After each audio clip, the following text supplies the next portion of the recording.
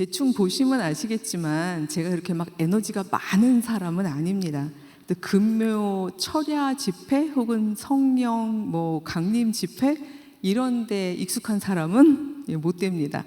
그래서 아마 여러분들이 조금 차분하게 적당한 충만이라는 이 뭔가 형용 모순인 것 같은 뜨거운 아아도 아니고 네모난 동그라미도 아닌 이 적당한 충만이라는 것이 무엇인지에 대해서 함께 깊게 묵상해 보는, 그래서 마음보다는 우리가 머리를 많이 사용해 보는 그런 시간이 될 것 같습니다. 우리가 적당이라는 말도 그렇고요, 충만이라는 말도 그렇고 생각보다 깊게 묵상한 적이 없었던 것 같습니다. 특히 어떤 특정한 제도가 굉장히 압도적일 때는 우리가 어떤 단어를 들을 때 그 제도 안에서 상상하게 됩니다. 예를 들어서 충만이라는 단어를 떠올렸을 때 우리가 느껴지는 건 충전? 그쵸? 저희가 은혜 떨어졌을 때, 기운 떨어졌을 때, 믿음이 흔들릴 때, 신앙이 떨어진 것 같을 때 교회 가서 좀 충만해지고 와야지.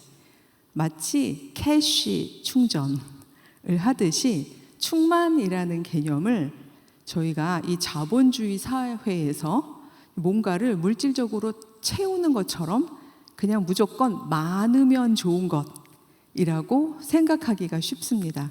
그래서 충만, 많은 것, 가득한 것, 꽉 찬 것, 넘치는 것, 이런 데만 초점이 가는 것 같습니다.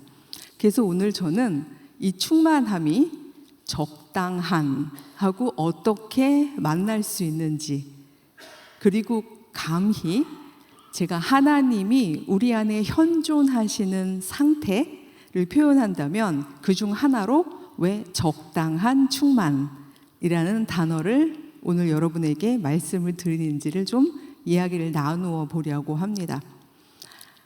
사실 적당함이라고 하면 어떤 생각이 드세요? 뭔가 대충대충 하는 것 같고 적당히 해, 그런 거 있죠. 그 다음에 너 왜 이렇게 애가 적당히 하려고 하니? 이렇게 할 때는 좀 게으름까지도 담고 있는 말처럼 그렇게 생각들을 하십니다. 하지만 적당이라는 뜻의 사전적인 의미는요, 꼭 들어맞음이라는 뜻이 있습니다. 꼭 들어맞음. 여기 이렇게 제가 주변을 둘러보니까 어린 시절에 등산 혹은 캠핑 갔을 때 이렇게 요즘은 사실 국립공원 같은 데서는 음식물을 못 해 먹습니다만 제가 어렸을 때는 가족 단위로 가면 이제 거기서 시내가에서 음식을 해 먹을 수 있었어요. 그때 이제 아버지가 이렇게 뭔가를 버너라고 하죠. 이렇게 끓는 거를 고정시키기 위해서 편편하게 만들려고 이렇게 저렇게 하다가 돌 하나가 필요할 때 소영아, 가서 적당한 돌 하나 찾아와라, 이렇게 얘기하시는 경우들이 많았어요. 그럼 저는 무조건 가서 대충 찾아올까요? 아닙니다. 어떤 돌이 필요한지를 보고, 그쵸? 거기에 맞는 돌을, 꼭 맞는 돌을 찾아와야 하겠죠. 그리고 아마 아버지는 그 돌이 거기 딱 맞아서 수평을 이룰 때 돌이 매우 적당하구나 라고 이야기하실 겁니다. 그러니까 따라서 적당이라는 단어는 생각보다 굉장히 좋은 단어입니다. 근데 우리 그렇게 생각하지 않으시죠? 여전히 이만큼 제가 말씀드렸지만 왠지 넌 애가 참 적당하구나 라는 이야기를 하면 뭔가 약간 칭찬이 아닌 것 같고, 그쵸? 뭔가 나를 좀 깎아내리는 것 같고 심지어 부족하다고 생각하는 듯한 느낌까지 갖게 됩니다. 제가 이 적당이라는 단어를 묵상하게 된 계기가 있습니다. 굉장히 흥미로운 일이었는데요. 제가 가끔 블로거들이 올리는 글들 중에서 유난히 이렇게 많이 이렇게 사람들이 읽는 그런 것들을 좀 포착해 보려고 읽기도 합니다. 근데 한 엄마가 쓴 블로그 글이 굉장히 재미있었습니다. 나는 적당맘인가요? 라는 제목이었습니다. 이 엄마가 자본화된 노동을 하시는 분은 아닌데 굉장히 학생들을 심리 상담을 하고 또 교육 상담을 하고 하는 거에 콜링이 있으셔요. 그래서 그런 걸 하면 마음이 너무 채워지고 좋아요. 그래서 교회 봉사를 하다가 지역사회 봉사도 하고 그러다가 어떤 단체에 또 정기적으로 봉사하기도 하고 그러다 보니까 집에 있지 않은 날들이 꽤 많아지게 되었습니다. 딸 하나가 있고 둘째 막내가 있는데 막내가 남자아이인데 어느 날 저녁 시간에 맞춰서 막 급하게 집으로 왔어요. 밥을 막 하고 있는데 아들 아이가 투덜투덜 엄마한테 화를 냅니다. 초등학교 2학년이래요. 엄마, 어저께 엄마가 알림장 검사를 안 해줘서 내가 오늘 받아쓰기 하는 줄 몰랐단 말이야. 그래서 3개나 틀렸어. 하고 엄마에게 막 불평을 합니다. 그때 몹시 자꾸 나가는 게 못마땅했던 아빠가 드디어 이제 하나를 잡은 거죠. 예, 그러면서 아빠도 가세해서 왜 여자가 집에 좀 있지 밖에 그렇게 나돌아다니는 거냐고 이야기를 하시기 시작했습니다.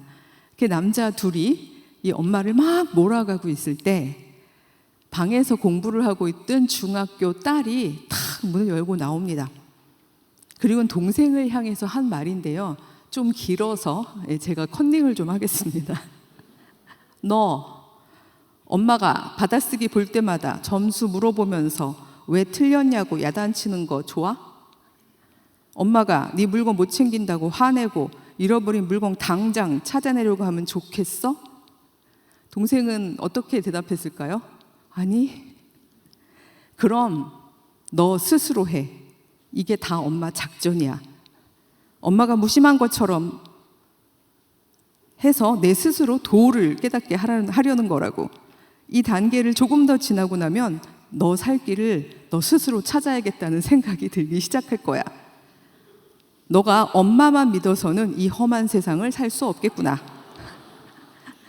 엄마가 다 되었다고 고개를 끄덕여도 다시 한번 가방을 확인해. 누나 말 명심해. 네가 살려면 엄마한테 기대지 말고 정신 똑바로 차려. 정 급할 때만 엄마에게 가끔 물어봐. 그냥 급할 때가 아니라 정 급할 때다. 그 정도까지 외면할 사람은 아니야. 네, 그러면서 자기 엄마가 적당맘이라고 이야기를 했다는 거예요. 그래서 이 엄마가 이게 욕인가요? 칭찬인가요? 하고 올린 걸 보면서 이 엄마는 과연 적당한 엄마인가를 생각해 봤습니다. 그리고 이 큰 누나하고 제가 대화를 한 건 아니지만 어쩌면 이 시대에 아이의 모든 것을 다 책임지고 거의 혼연일체가 되어서 정말 일거수일투족을 아이와 동행하는 엄마들에 비해서 어쩌면 이 엄마가 더 꼭 들어맞는 엄마일 수도 있겠다는 생각이 듭니다. 왜냐하면 이 큰 누나는 어떤 신뢰가 있죠? 내 힘으로 할 수 없는 것, 내가 할 수 없는 것, 그런 것들이 있을 때 뒤돌아보고 요청하면 우리 엄마는 그거를 해줄 분이야 라는 신뢰가 여기 담겨 있습니다. 내가 할 수 있는 일들은 내가 해 버릇하는 게 옳아. 저는 그런 점에서 이 적당맘이라는 키워드가 매우 마음에 들어서 제가 언젠가 냈던 책의 제목에도 한번 인용을 한 적이 있습니다. 자, 이 정도 되면 적당함에 대해서 조금 덜 부정적이 되시나요? 아멘. 아까 전에보다는 처음보다는 적당함이 좋은 것 같기도 하구나 라는 생각을 하실지도 모르겠습니다. 그런데 여전히 불편한 것은 그것은 인간 엄마 얘기지 동시에 두 곳에 있을 수 없고 일을 하려면 집에 있을 수 없는, 그래서 다 한 번에 모든 걸 해줄 수 없는 그런 엄마, 인간의 어떤 품성을 얘기하는 거지 하나님이 적당하시다고? 하나님이 어떻게 적당하실 수가 있지? 아마 이런 생각이 드실 수도 있을 것 같습니다. 그러게 말이에요. 하나님은 적당, 즉 꼭 들어맞는 분이시라기보다는 우리가 그 수치를 잴 수 없을 만큼, 오늘 성경 본문에서도 읽었지만, 그렇죠?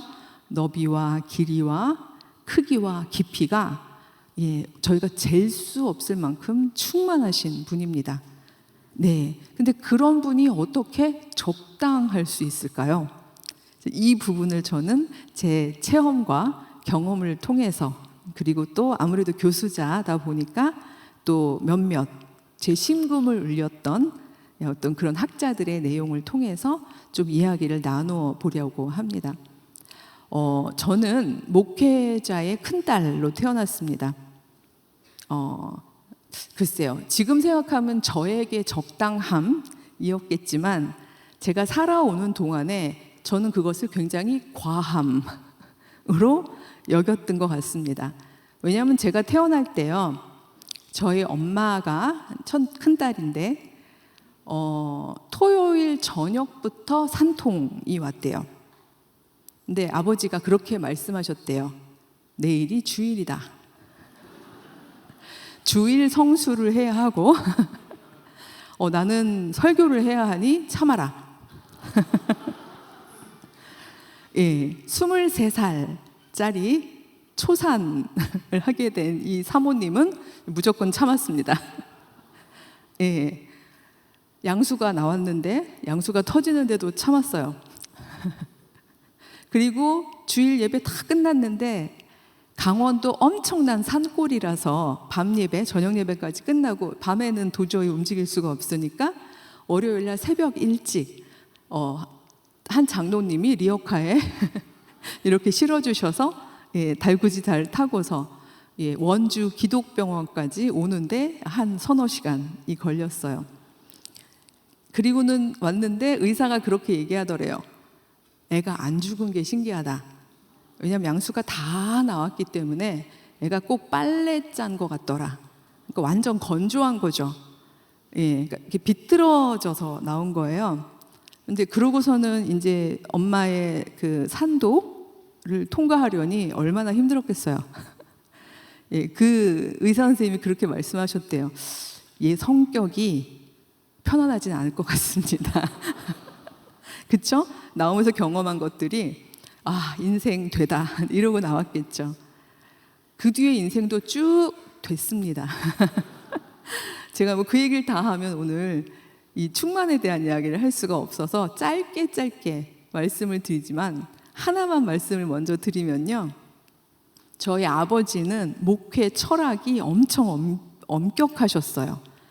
목회자 집은 교회에 붙어 있어야 된다. 그리고 교회랑 붙어 있는 문 하나는 24시간 절대 잠기면 안 된다. 교인들이 언제든 들어올 수 있어야 된다. 꽤 멋진 철학이죠. 뭐 고개를 흔드시는 분도 있고, 성도 입장에서는 끄덕끄덕 하시는 분도 있고 그런데요. 저는 이게 굉장히 목회자로서 멋진 철학이지만 그의 가족 구성원으로 사는 사람에게는 쉽지 않은 일이었다고 생각합니다.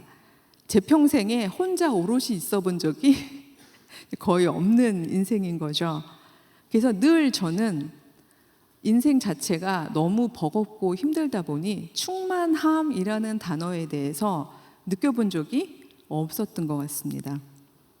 오히려 그런 거 있죠. 샘물이 이렇게 쭉 우러나와야 그제서야 물을 부어서 남에게 나눠줄 수가 있는데, 저를 만약에 샘물에 비유하자면 계속해서 다각다각 물이 나오기도 전에 계속 퍼 날라야 하는 그런 물과도 같은 그런 느낌이 들었습니다.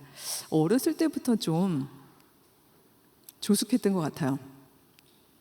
이게 아침에 눈을 뜨면 계속 버거운 삶이 지속된다는 거를 빨리 깨달았어요. 그래서 저는 5살부터 잠자리에 들 때 기도를 했습니다.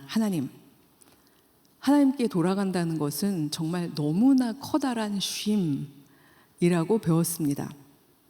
내일 아침에는 제가 좀 쉬게 해주세요.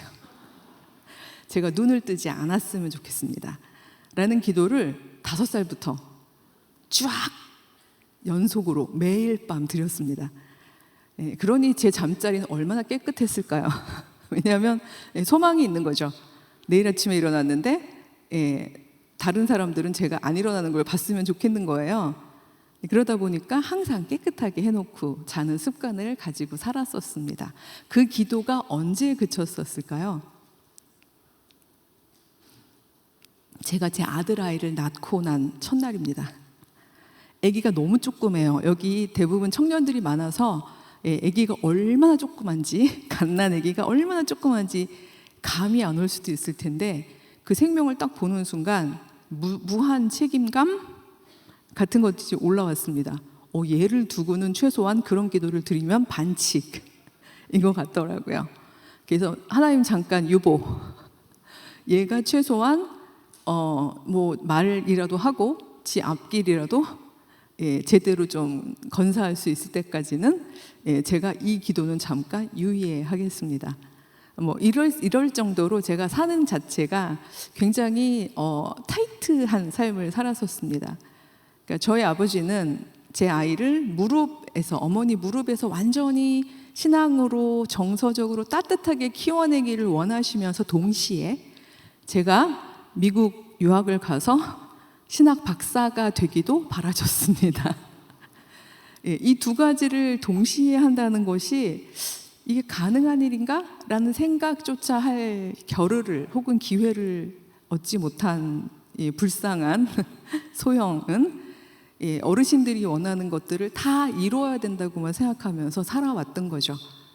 그래서 제 사전에 행복, 기쁨, 충만 이런 단어들은 없었습니다.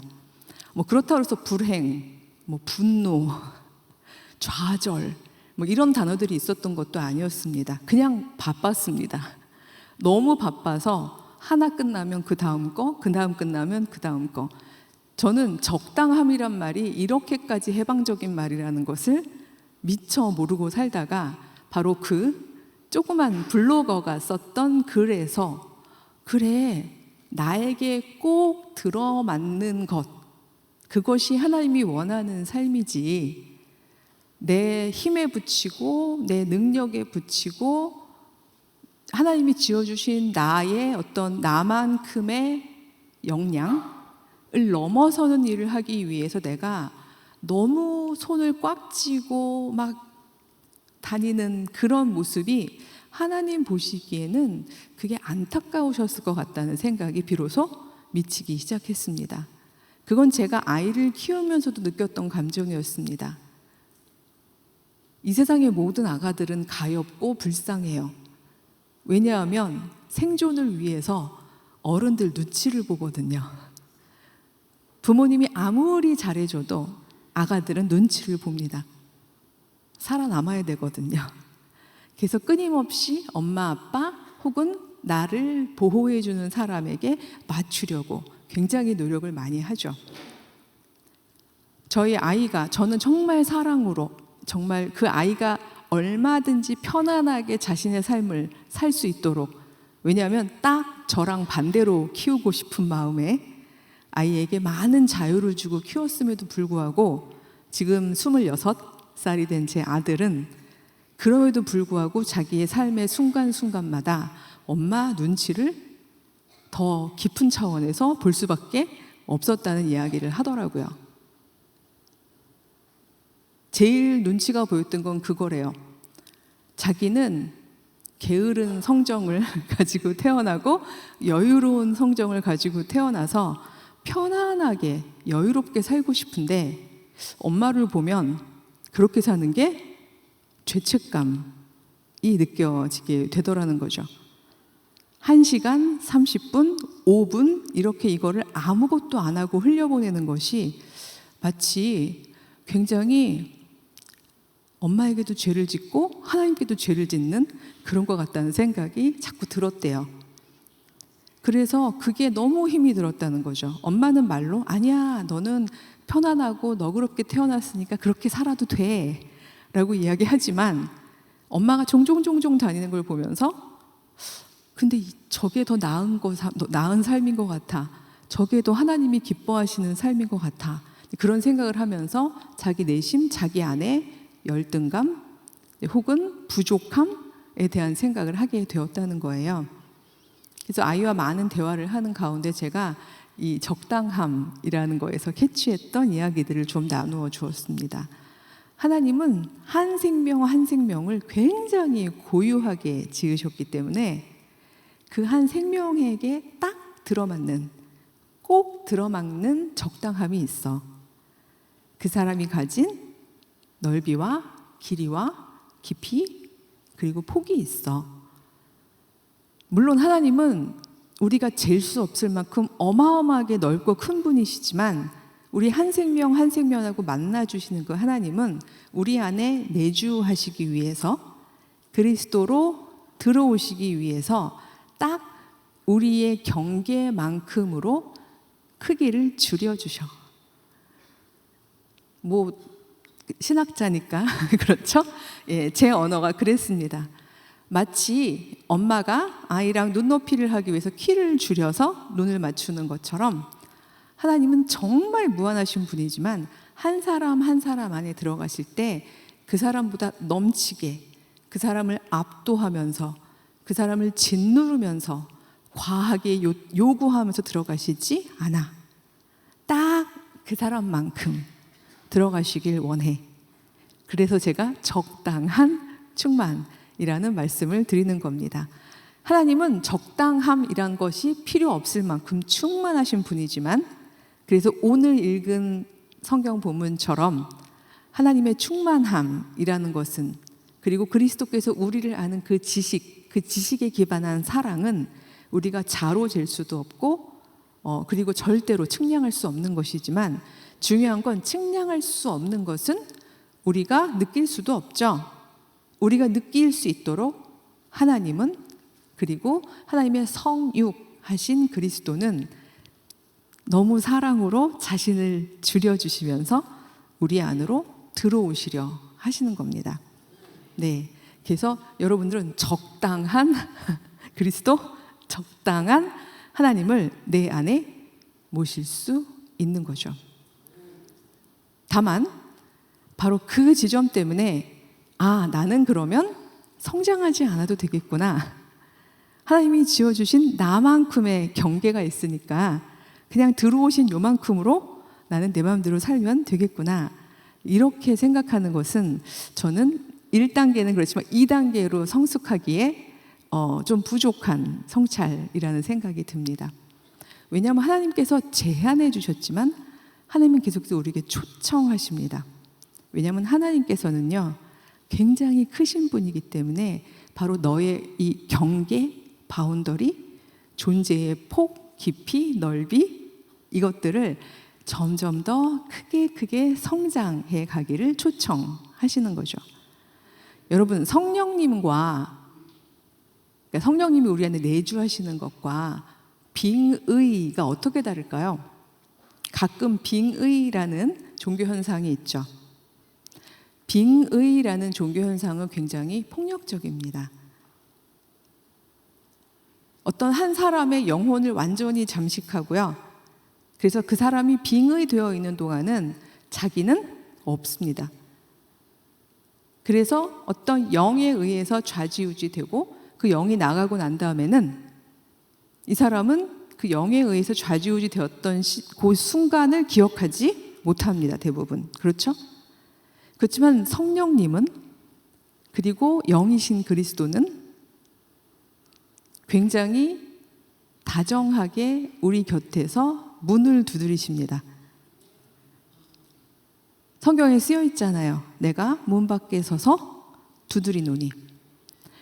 그 능력과 힘으로 치자면 얼마든지 강압하여 들어가실 수 있는 분이지만, 성령님께서는, 그리고 예수 그리스도께서는, 그리고 창조주 하나님께서는 우리에게 자유의지를 선물로 주셨기 때문에 우리가 스스로 생각하고 우리가 영적으로 우리 안에 있는 성령님과 만나서 갈등하고 대화하고 이야기해 가는 가운데에 우리가 스스로 하나님의 뜻에 순응하거나 부합하는 생각을 하도록 초청하시는 거죠. 저는 이 부분에 있어서만큼은 예수님도 완전한 인간으로서 이 내적 충돌 혹은 갈등을 겪으셨다고 신앙 고백을 합니다. 왜냐하면 겟세마네에서 예수님은 이렇게 기도하셨습니다. 아버지, 할 수만 있으시다면 이 잔을 제게서 피하게 해주시옵소서. 만약 인간의 어떤 하나님의 뜻을 다 담을 수 없는 그 어떤 인간의 제한성의 외침이 있었다면 그건 너무 당연하죠. 어떤 인간이 자신의 생명을 아무리 전 인류를 위한 일이라고 할지라도 자신의 생명을 기꺼이 아무 갈등 없이 내어줄 수 있겠어요. 그건 하나님의 뜻인데 내 뜻과는, 내 인간으로서 내 뜻과는 온전히 맞지 않았던 거죠. 꼭 들어맞지 않는 거였죠. 예수께서 그리스도가 되셨다라는 우리의 신앙 고백은 예수께서는 그 인간의 갈등 속에서도 예수님 안에 있는 성령님의 온전한 뜻에 부합하시면서 100% Your will be done.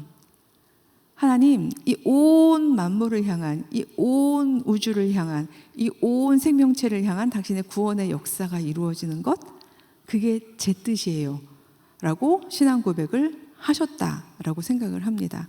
그 겟세마네는 쉽지 않았습니다. 그러니 땀이 피가 되도록 기도를 하셨던 거겠죠.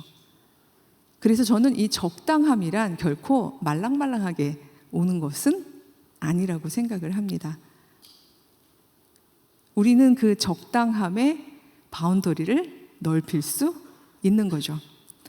그러기 위해서 우리 성도님들이 1차적으로 하셔야 되는 건요, 제가 생각할 때는 내 윤곽, 바운더리를 잘 확립하는 거라고 생각합니다. 무슨 말씀인가 하면요, 제 윤곽이 여기 있잖아요. 이만큼이 저인 거를 다 보시고 계시는데 무슨 바운더리를 확립하나요? 라고 생각하시기 쉽습니다. 그런데 생각보다요, 예전에 성서 시절에도 그랬고요, 지금 오늘날까지도요, 내 윤곽을, 바운더리를 잘 가지고 있는 사람들이 생각보다 많지 않습니다. 요즘 사회에서 예를 들어 여기 청년들이 굉장히 많이 있는 집회인 것 같은데, 요즘 사회를 사회학에서는요, 후기 근대 사회라고 하고요, 무한 경쟁, 뭐 적자 생존, 뭐 여러 가지 단어들로 표현을 하죠. 달려야 되는 사회입니다. 적당함이라는 것들이 오히려 게으름이나 부족함으로 느껴질 만큼 과하게 달려가는 친구들에게 박수를 쳐주는 그런 사회죠. 내가 100으로 달리는데 기를 쓰고 달리는 중인데 옆에가 120으로 달리면 그럼 나는 쟤를 이기기 위해서는 어느 정도로 달려야 되죠? 한 130분 밟아야 되죠? 예. 근데 옆에가 또 140을 밟네요? 그럼 난 또 150을 밟아야 되는, 그리고 그 경기를 혹은 그 경주를 선의 경쟁이라고 이야기하는 사회에 여러분은 살고 있습니다.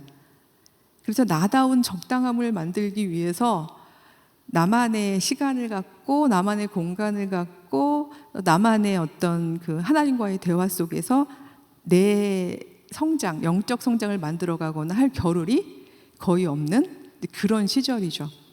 그렇기 때문에 교회에도 사실은 청년들이 많이 없다라는 이야기를 하게 되는 거죠. 여기 한성교회는 예외인 것 같습니다.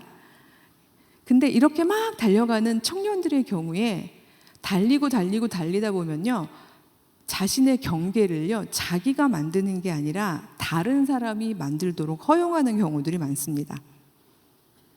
나를 고용한 상사, 아니면 나에게 채점 점수를 줄 교수, 아니면 나에게 자본을 줄 어떤 특정한 누구, 이런 식으로 나를 평가하고 내가 조금 더 나은 포지션에 있도록 하게 하는 데에 도움을 줄 사람들, 그 사람들이 내 바운더리를 마음껏 만들고 주무르고 때로는 그 경계를 침범하도록 그렇게 하는 경우들이 되게 많습니다.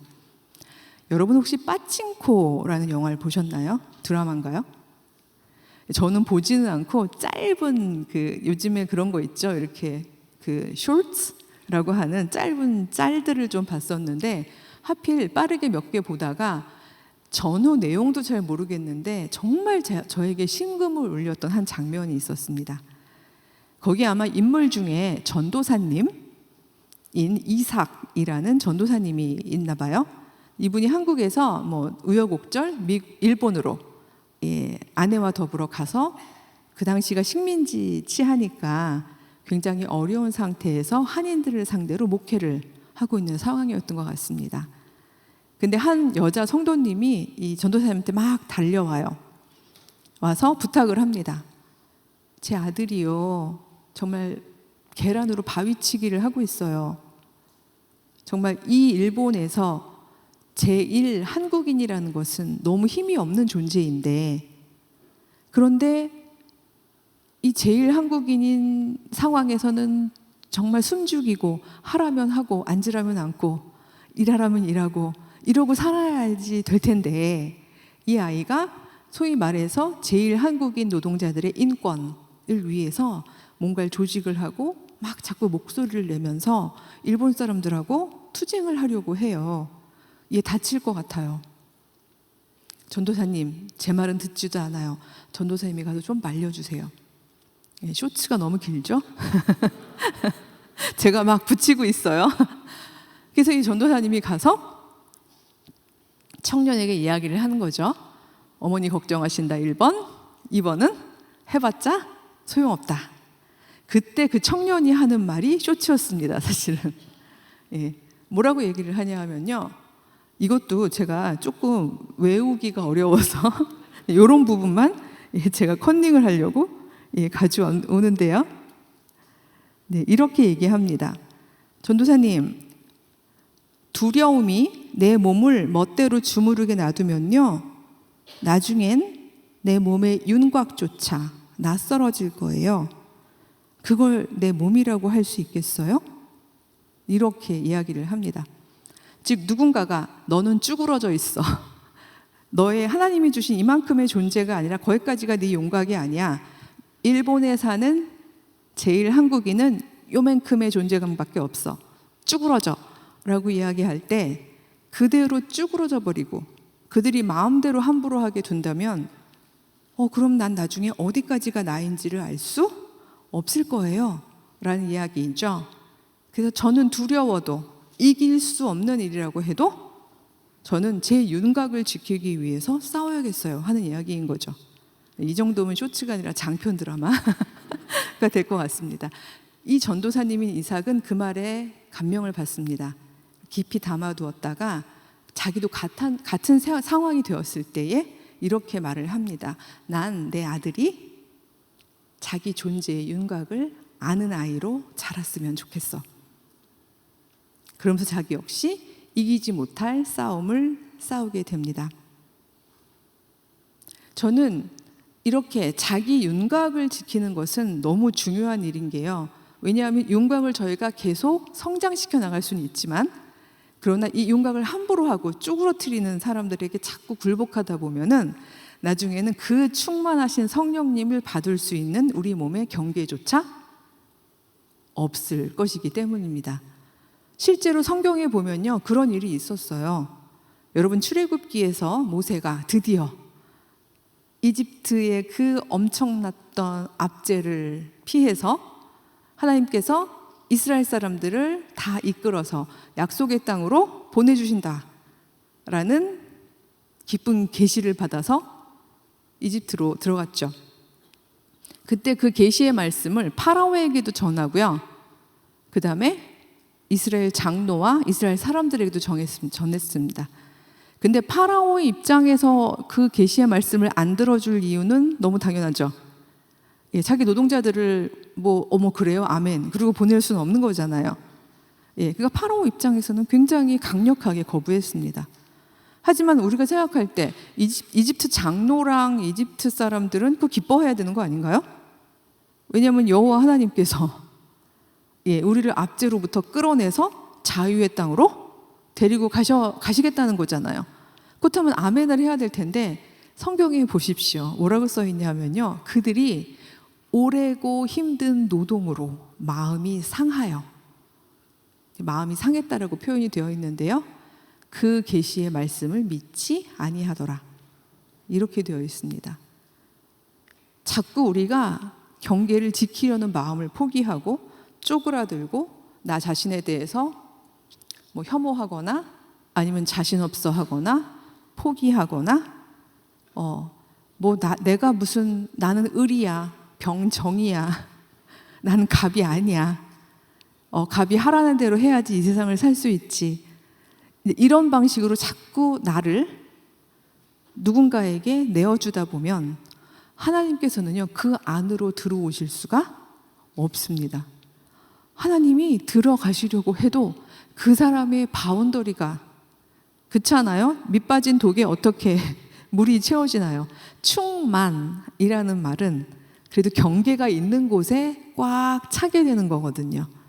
근데 우리가 이 경계를 온전하게 견고하게 갖지 못한다면 우리는 충만하기가 어렵습니다. 그래서 여러분들이 모르겠습니다.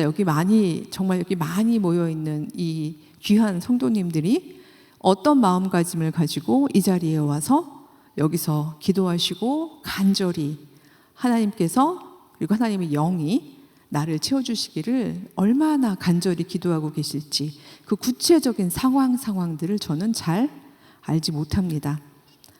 하지만 조심스럽게 말씀을 드리는 것은 이게 내가 나의 경계, 나의 바운더리를 건강하게, 굳이 말하자면 앞부분에서 그 큰 누나가 말했듯이, 그쵸? 정 힘들 때만 엄마에게 부탁하는 거란 말이야 라고 얘기했던 그 큰 누나의 말처럼 내가 견고하게 나의 윤곽을 지키기 위해서 나는 하루하루를 나에게 스스로에게 책임을 지게 하면서 나를 잘 부양하고 있는 상황일까? 이거를 저는 물어야 한다고 생각을 합니다. 자기 부양이라는 말 좀 낯서시죠? 노인 부양, 가족 부양 이런 말은 많이 씁니다만 자기 부양이라는 말은 잘 쓰지 않는 단어입니다. 요즘 세상이 워낙 소비 자본주의 시대다 보니까 자기 부양이란 말을 아무리 열심히 설명을 해도요, 학생들이요, 이거를 자기 개발, 말하자면 뭔가 스펙 쌓기, 혹은 플렉스, 즉 어디 가가지고 나를 부양하기 위해서 오늘은 나를 위해서 하는 것 이러면서 찰칵 나를 위한 선물, 핸드백, 이제 이런 걸 자기 부양이라고 생각하는 친구들이 너무 많더라고요. 왜냐하면 이 제도가 우리의 상상력을 제한하는 거죠. 근데 이 자기 부양에 대해서 가장 멋진 말을 해준 신앙 선배이면서도 제 입장에서는 너무 존경하는 근데 하필 이제 미국 사람이긴 한데 한 분을 소개하자면, 여러분 혹시 헨리 데이비드 토로우라는 이름을 들어보셨나요?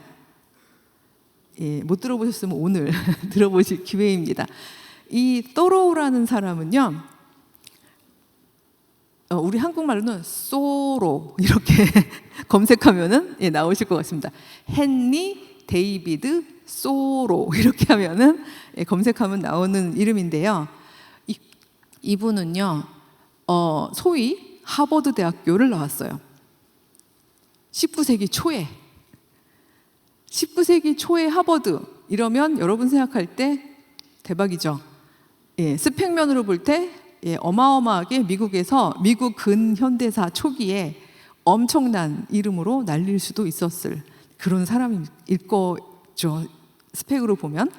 근데 이 사람은 자신의 바운더리를 잘 지키기 위해서 굉장히 적당한 자리를 찾아가고 자기를 부양하기 위해서 정말 굉장히 적당히 일을 했던 사람입니다. 그러면서 그가 쓴 책 중에 원칙 없는 삶, 원칙이 없는 인간들의 생애에 대해서 이야기한 짧고 작은 책이 하나 있어요. 그 책에 한 예화가, 이런 예화가 있습니다. 제가 이렇게 앞으로 갈까 말까 막 이러고 있는 중인데요. 자기가 가지고 있는 전문 지식은, 전문 기술이 이 측량사, 이렇게 뭐 건물이나 아니면 커다란 건축물을 만들 때 이렇게 자로 제고하는 일 있죠. 측량을 하는 일을 하는 측량사예요. 측량사로서 이 사람이 벌 수 있는 돈의 액수는 굉장히 높습니다. 하루는 어떤 커다란 둑이죠. 댐 같은 거, 둑을 건설하기 위해서 어떤 사람이 3주 동안 아주 인텐시브하게 아주 좀 강도 높게 노동을 하면 우리 돈으로 대충 1,000만 원을 줄 테니 그 일을 해보자 라고 제안을 했어요. 근데 소로가 거절을 합니다. 그래서 이유를 묻죠. 그 사람이 왜 안 하는 거야? 3주 뒤에 제가 특강이 하나 있는데요. 특강 준비를 해야 돼요. 예, 제안한 사람 입장에서 또로는 뭐라고 불릴까요? 또라이. 뭐 그렇게 불릴 수 있을 겁니다. 예, 너무 황당한 거죠. 특강 많이 받아봤자 뭐 예를 들어서 뭐 한 30만 원이라고 생각해요. 그러면 3주 뒤에 30만 원을 받겠다고 돈으로 환산하는 거죠. 3주 똑같이 일을 하는데 1,000만 원이 벌 거를 안 한다고? 그건 진짜 또라이죠. 하지만 또로는 그 부분에 대해서 이렇게 이야기를 합니다. 나는 절대로 한 사발 죽이요. 한 사발 죽을 위해서 나의 생득권을, 즉 내가 태어나면서부터 하나님께 받은 나의 권리를 사회에 팔지는 않을 거예요. 난 성실하게 일할 거예요. 성실하게 노동할 거예요. 하지만 그 노동 자체보다 더 중요한 것은 나를 부양하는 거예요. 이런 말을 거기다 썼거든요. 즉 자기는 워든이라는 한 숲에서 자기가 스스로 한 4평짜리 통나무 집을 짓고 살았거든요. 거기서 사는 동안 한 달에 30만 원이면 먹고 살아요. 그분 입장에서는. 그러니까 나는 내가 노동해서 그만큼 먹고 살 수 있고, 그리고 나를 부양하기 위해서 내가 가장 사랑하는 시에 대해서 어떤 강의 내용을 준비하기 위해서 책도 읽고 산책도 하고, 그다음에 온 우주에 가득한 하나님의 영의 기운도 느껴가면서 그렇게 3주를 정말 나를 부양하면서 살고 싶다는 거죠. 그렇게 하고 그 노동의 대가로 나는 또 한 달을 살고, 그게 나를 부양하는 거예요 라고 소로우는 이야기를 하죠. 그러면서 과감하게 그 1,000만 원짜리 프로젝트를 거절을 합니다. 저는 솔직히 그 이야기를 저희 아들에게 위로하게끔 읽혔었어요. 왜냐하면 저는 제 인생이 밀려가면서 결코 그런 선택지가 없는 삶을 너무 오래 살아버렸지만, 어쩌면 내 안에 저에게 적당했던 하나님이 주신 나의 생득권은 소로 같지 않았을까라는 생각을 해보기도 합니다. 근데 차마 그럴 기회도 없었고 나를 돌아볼 여유도 없이 한 40년 이상을 쫙 밀렸던 어느 순간에 아이가 자신이 막 위축되려고 그러고 쪼그라들려고 그러고 막 힘들어질 때에, 그때 제가 소로우의 그 원칙 없는 삶을 하나 사서 선물로 줬었어요. 그러면서 너는 원칙을 가지고 살아라. 하나님이 주신 너의 생득권을 가지고 살아라. 너의 바운더리는 네가 견고하게 하는 거다. 그 크기는 네가 정하는 거다. 남이 너의 바운더리를, 너의 윤곽을 정하게 하지 말아라. 그런 이야기들을 들어가면서 성장한 저희 아들이 26이 된 지금 그런 이야기를 해요. 엄마, 그게 더 힘들어요. 이게 너무 더워서 에어컨을 좀 틀면 제가 목소리를 크게 해야 되는 상황인가요? 저는 예? 괜찮으세요? 예, 왜냐면 다들 막 이렇게 하고 계셔서 제가 뵙기가 죄송해서, 제 목소리가 작아서 에어컨을 끄셨나 해서. 예, 어쨌든 예, 제가 다들 막 너무 더워하시니까 죄송해요. 저는 괜찮은데. 그래서 저희 아들이 엄마 이게 더 힘들어. 요즘 세상에는 그냥 내 윤곽 없이 갑이 시키는 대로 하고 일 더 하라고 하고 쭈그러들라고 하면 쭈그러들고 그러고 살아야지 그나마 요만큼이라도 먹고 살 수 있단 말이야. 그 한 사발 죽을 얻을 수 있단 말이야. 근데 엄마가 너의 윤곽은 견고하게 너가 만드는 거다. 그래야 너의 그 윤곽만큼을 하나님께서 충만히 꼭 맞게 채워주실 거다. 이런 이야기가 엄마 더 힘들어. 이걸 어떻게 지키란 말이야? 이러면서 굉장히 힘들어 하더라고요. 근데 방법이 있습니다. 생각보다 힘들지 않아요. 오늘 성경 말씀이 바로 그 답을 알려주고 있는 겁니다. 왜냐하면 그게 우리 힘으로 하는 게 아니기 때문입니다. 제가 아까 태어날 때 말라빠진 스펀지처럼 되어 있었다고 했죠. 만약 어떤 스펀지가, 저 말고요, 스펀지가 완전 말라서 막 말라 비틀어져 있다면 그 스펀지를 원상태로 복귀시키려면 어떻게 하셔야 되죠? 물에 푹 담그시면 되죠. 그 다음에요? 그리고 기다리시면 되죠. 예, 물에 푹 담그고 그 다음에 별로 할 일이 없어요. 그냥 기다리시면 되는 거예요. 그럼 물이 그 안으로 스며들어서 스펀지가 원상태로 회복이 됩니다.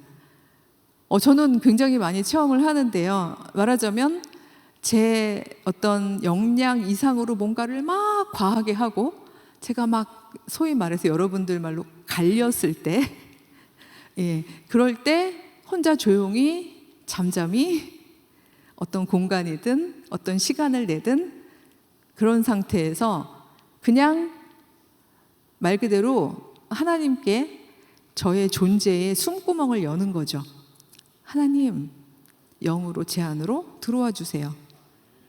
제가 지금 너무 힘들어요. 그 기도가 또 나올 것 같아요. 내일 아침에 눈 뜨지 않게 해주세요라고 하고 싶어요. 하나님, 제가 연 이만큼의 영혼의 구멍 속으로 들어오셔서 저를 채워주세요. 그냥 그 기도 하나면 되는 거예요. 여러분들이 물에 빠진 스펀지가 되는 것처럼 뭔가 엄청 많은 일을 하실 필요가 없습니다. 하나님께 잘 보이기 위해서 이것도 해보고 저것도 해보고 이렇게 하면 기뻐하실까? 뭐 그런 거 다 필요 없습니다. 그냥 하나님 안에 온전히 푹 잠기시면 그럼 여러분의 그 영혼의 숨구멍, 여러분이 기꺼이 연 그 숨구멍 안으로 하나님의 영혼은, 성령은, 내주하시는 그리스도는 들어오셔서 여러분을 온전히 하나님이 처음 지어놓으셨던 그 모습 그대로를 회복시키시고 여러분의 윤곽을 만들어갈 수 있는 힘을 주시고, 예, 그리고 그 윤곽을 오로지 나를 위해서만 쓰는 것이 아니라 이 윤곽을 점점 여러분 스스로가 성령님과 교통하는 가운데에서 키워가면서 궁극적으로는 저는 그 수준까지는 저희가 못 간다고 봅니다만 궁극적으로는 하나님의 뜻이 내 삶 가운데서 온전히 이루어지도록 내가 나의 의지로 아멘으로 순종할 수 있는 그런 영성 깊은 차원까지 갈 수 있을 거라고 생각을 합니다. 그래서 너무 더워하시는 가운데 제가 아마 역대 금요 기도회 때 했던 이야기들 중에서는 아마 제일 뭐라 그래야 돼? 덜 뜨거운 예, 그런 이야기를 했을 것 같습니다. 근데 그게 저의 적당함이기도 합니다. 제가 스타일이 그렇게 막 이렇지를 못해요. 그래서 제가 드릴 수 있는 가장 적당한 내용으로 여러분에게 선물처럼 들고 왔어요. 그래서 여러분 순간순간 삶이 너무 지칠 때마다, 힘들 때마다, 내 윤곽이 막 흔들릴 때마다 그냥 하나님의 영혼의 은혜의 바다에 푹 빠지시기를 초대합니다. 그래서 아마 이런 공간들이 그렇게 또 푹 빠질 수 있는 그런 공간이 될 것 같습니다. 그래서 그 가운데서 여러분들이 온전히 여러분을 부양하고 여러분의 모습으로 회복되어서 그리고 그 충만함 가운데에 사람이 충만해야지 옆을 뒤돌아볼 수 있죠. 충만한 가운데에 역시 그 갈급한 영혼들, 충만함을 갈구하는 영혼들을 향해서 기꺼이 여러분의 그 충만함이 흘러 넘쳐서 그들까지도 일으켜 세우는 그런 귀한 역사가 일어나기를 또한 기대합니다.